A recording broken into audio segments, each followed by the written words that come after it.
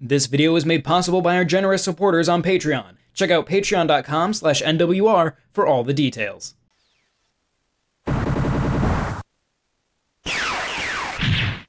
Blazing Chrome.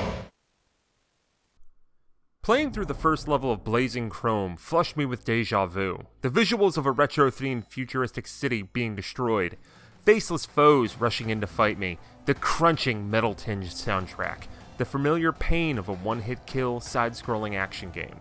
Blazing Chrome's opening stage is Contra to the max, which is actually representative of the entire game. It's an ass-kicking modern Contra-style game that pays homage to the Konami franchise very well.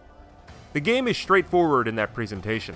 You pick between two characters at the outset, the human warrior Mavra and the rebellious robot Doyle.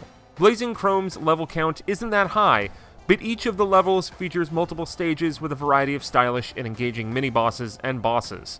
A high score component sort of encourages replayability, but online rankings aren't available at launch, unfortunately. Two other ninja-themed characters that feature different melee-centric attack methods can be unlocked as well, and they control dramatically differently so as to encourage return trips through the action-packed mayhem.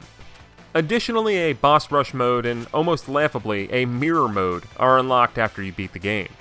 This is just as punishing as old-school Contra, with one-hit deaths often resulting in swift game overs. Thankfully, for the two entry-level difficulties, there are endless continues and a mostly forgiving checkpoint system. The easy difficulty isn't a pure cakewalk, but provides enough rope to let players better learn the nuances.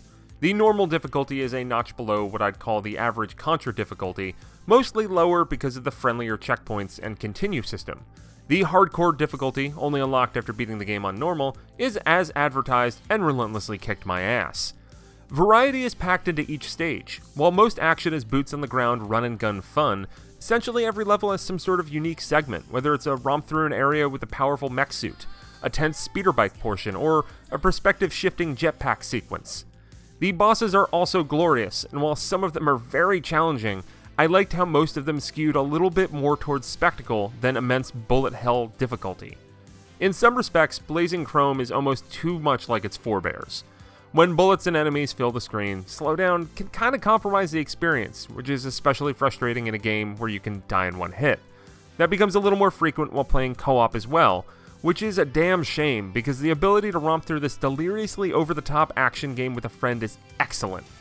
A straightforward and to-the-point Contra-like experience sums up Blazing Chrome very well. With 6 levels that will probably only take you an hour or 3 to clear the first time through, it's a tiny bit light on content, but thanks to the co-op and unlockable modes, more mileage can be squeezed out of this short and sweet joyride. This video is made possible by our generous supporters on Patreon. Did you know that Nintendo World Report is funded directly by fans like you? When you support Nintendo World Report on Patreon, you get immediate access to multiple exclusive podcasts every month, exclusive Discord channels, an early look at select content, and more, all for as little as $1 a month.